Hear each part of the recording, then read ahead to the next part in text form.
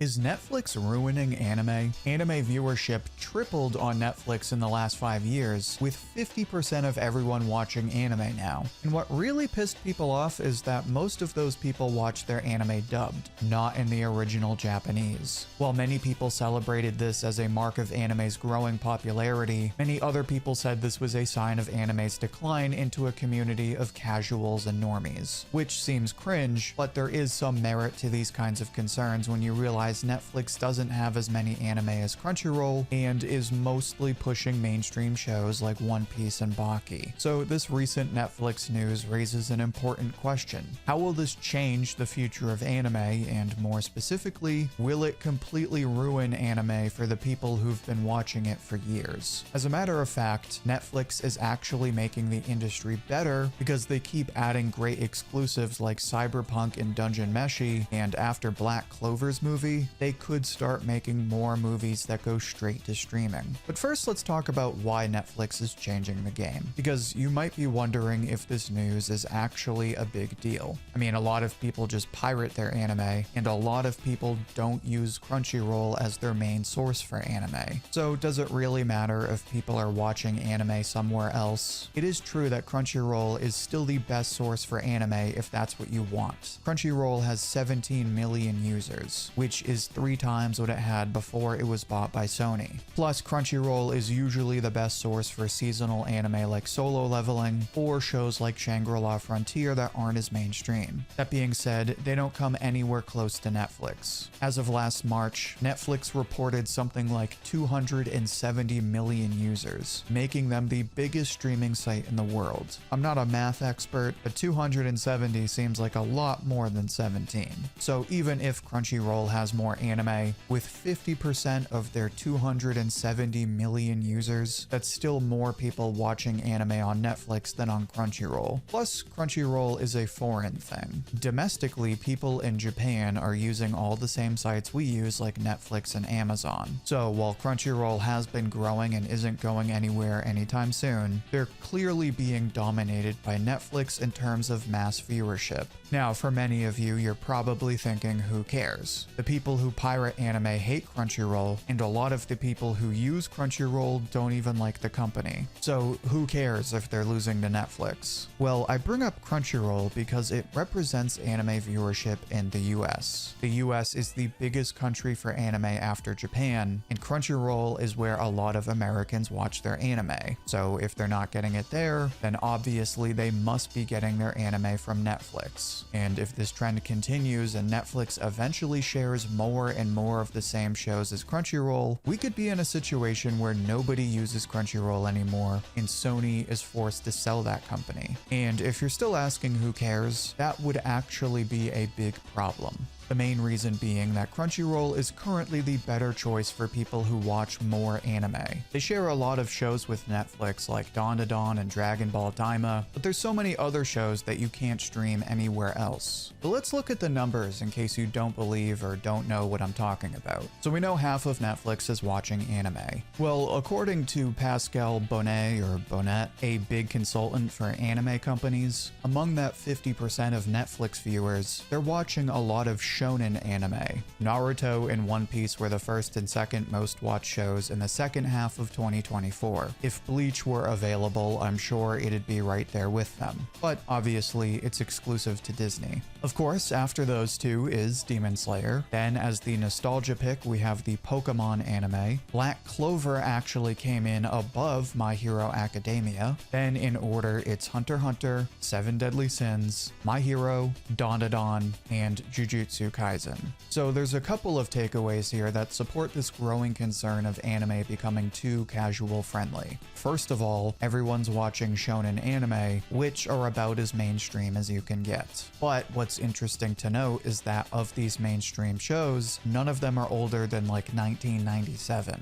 So for example, Yu Yu Hakusho has been on Netflix for a while, but it's nowhere on here. So isn't Monster, or Inuyasha, or Detective Conan. What I'm getting at is this. Netflix viewers are mostly watching mainstream shows, and of all the mainstream shows, they either watch the stuff that's brand new or the stuff that's been made in the last 30 years. basically nothing before 1996 or 97. The reason this is concerning is because there's so much more to anime than everything after the year 2000. So if this trend continues, Netflix would have less reason to continue offering those kinds of shows. To be fair, you can watch a lot of anime on Netflix. You can watch Evangelion, for example. You can watch GTO. There's also Hajime no Ippo. It's the 2013 anime, but it's still an older manga. So you do have your options on Netflix besides the big three and Demon Slayer. That being said, it doesn't come anywhere close to the options you have on Crunchyroll. Crunchyroll has Gintama, one of the highest rated anime for years. It has basically all of the Gundam anime. It has Lupin the Third. It has Black Lagoon, Ashita no Joe, all of which are timeless classics that you can't get on Netflix. You also can't get Furikuri or Gonkatsuo, some of the most artistically creative anime that at least I would consider to be must-watch anime. What this shows is that you can get a fairly well-rounded experience watching just the anime on Netflix, but there's so many other classic anime that have never been available and probably never will because that's not what the anime fans on Netflix are watching. And there's two sides to this. One side is like I just said, there's no access to older anime or more niche anime. The other side is that because the vast majority of Netflix users are all watching the same 5 shows, Netflix is going to push more and more of the same content. In fact, you can already see this happening with One Piece. First, they got the rights to stream the original anime. Then they got the rights to stream new episodes just like Crunchyroll. Now they also have the live-action remake. And pretty soon, we'll have a new anime remake on Netflix. That's a lot of money being spent on just one show. So if you're someone who loves anime and hates the idea that it'll be reduced to the same 5 shows because of Netflix, there's some perfectly legitimate reasons why you should feel this way. And for those of you who still don't get this, let me explain this in football terms. This is like the anime equivalent of when Travis Kelce was dating Taylor Swift, and every Chiefs game would give half of the screen time to Taylor Swift just for standing there in the seats. The NFL got more views than ever, but it took attention away from the players and it brought in a huge wave of viewers that barely cared about the NFL. The concern is that with more and more people watching anime on Netflix, we could reach a point in the near future where Crunchyroll loses most of its subscribers and it's no longer financially feasible. If Crunchyroll is taken out, then our only real option will be Netflix, and as we can see, they have plenty of reason to make more of the same stuff and not stream older or niche anime. So the question we should be asking ourselves is, how bad is this really? Like, is this really going to ruin anime, or is it a non-problem? Well, obviously the self-proclaimed elites are gonna do what they do best and pirate their anime, so it doesn't affect them anyway. But for everyone else who actually pays for their anime, there's nothing but strong evidence that Netflix is actually making the anime industry better. We already talked about how Netflix is making a bunch of One Piece stuff, and honestly, that's awesome. The One Piece remakes that Shueisha already made aren't that good, especially the one for Skypiea. So having a live-action remake and an updated anime remake is amazing for new fans and old fans alike. It's also great that you can watch the new episodes when they come out on Netflix. Besides One Piece, Netflix has also really been the only company making live-action remakes. In fact, they're the ones making a Solo Leveling remake, even though everyone was watching the actual anime on Crunchyroll, which goes to show how even though Crunchyroll has been the main source of anime for years, they really haven't done much with that. They fund a bunch of stuff, but even now that they're owned by Sony, they don't really do anything besides fund some stuff. Obviously, they have the Crunchyroll Awards, but I mean, can we really call that a win? Meanwhile, not only is Netflix offering live-action remakes and new One Piece episodes, but they were the first studio to stream an anime movie the same time it came out. Netflix got the rights to stream Black Clover as soon as it came out in theaters in Japan, and it was one of the most watched movies on Netflix. Since then, they haven't done anything else with anime movies, but with Black Clover being in their top 10, there's reason to believe they might repeat that success with a series like Dandadan, an anime that's marketed as a Netflix original and would be Science Saru's first mainstream anime movie. One last thing to point out is that Netflix is weirdly great for animation. I say this because a while ago they said they were going to make cuts to their animation projects, but now it's like they have some of the best anime animation projects. They're the new home for Studio Trigger, which was basically crowdfunding their anime before, and now they're making another season of Cyberpunk.